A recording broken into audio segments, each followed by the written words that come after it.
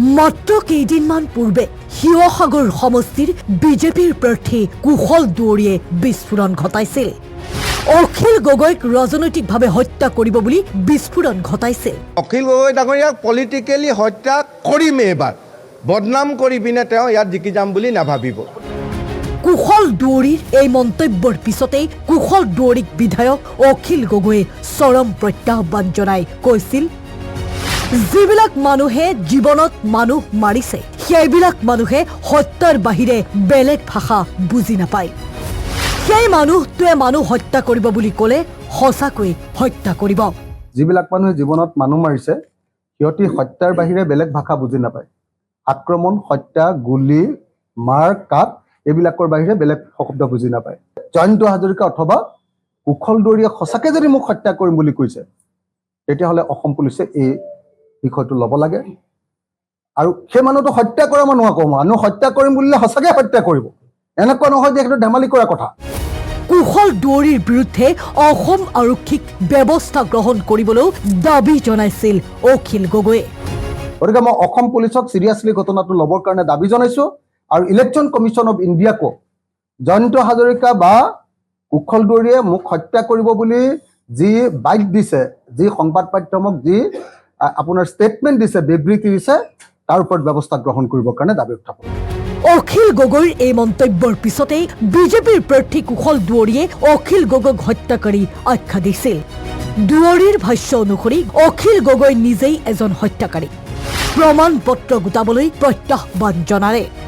কুশল দুৱৰীয়ে ব্যক্তিগতভাৱে আক্ৰমণ কৰিলে অখিল গগৈয়ে শিৱসাগৰত নিৰ্বাচনী প্ৰচাৰ চলাবই নোৱাৰিব বুলি প্ৰত্যাহ্বান জনাইছিল। অখিল গগৈ ডাঙৰীয়াই প্ৰকৃততে নিজে এজন হত্যাকাৰী। তেওঁ বেলেগক হত্যাকাৰী বুলি কোৱাৰ আগতেই তেওঁ চব প্ৰমাণ পত্ৰবিলাক আগতে গোটাব লাগে। কাৰণ তেওঁ ৰাজনৈতিকভাৱে এই কথা বতৰাবিলাক কৈ আছে, তেওঁৰ হাতত কোনো তথ্য নাই। আৰু মুকলিকে মই তেওঁক আহ্বান জনাইছোঁ যে তেওঁ মোক ব্যক্তিগতভাৱে আক্ৰমণ কৰিব নালাগে। তেওঁক যদি মই ব্যক্তিগতভাৱে আক্ৰমণ কৰোঁ গতিকে তেওঁ ইয়াতে নিৰ্বাচন প্ৰচাৰ চলাব নোৱাৰিব।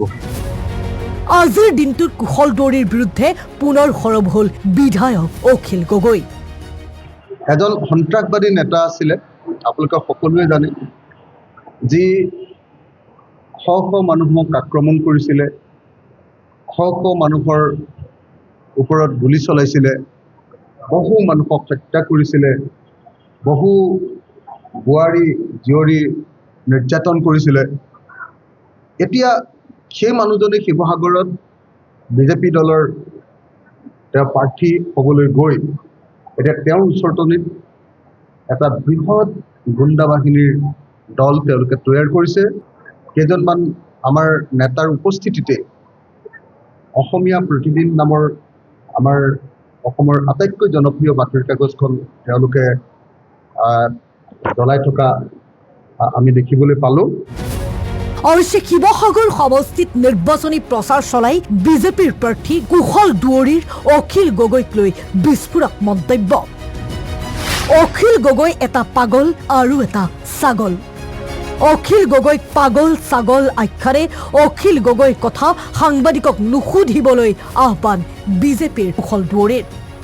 বিগত সময়ত অখিল গগৈ আচলতে শিৱসাগৰ সমষ্টি বিধায়ক। অখিল গগৈৰ কথা মই একো নকওঁ।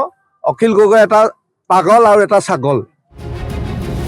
এগৰাকী জনপ্ৰতিনিধি কুশল দুৱৰীয়ে নিকৃষ্ট শব্দৰে সমালোচনা কৰাৰ পিছত শিৱসাগৰৰ বিধায়ক তথা সন্মিলিত বিৰোধীৰ প্ৰাৰ্থীগৰাকীৰ মন্তব্য কি হয় সেয়া পৰৱৰ্তী সময়ত লক্ষণীয় হ'ব।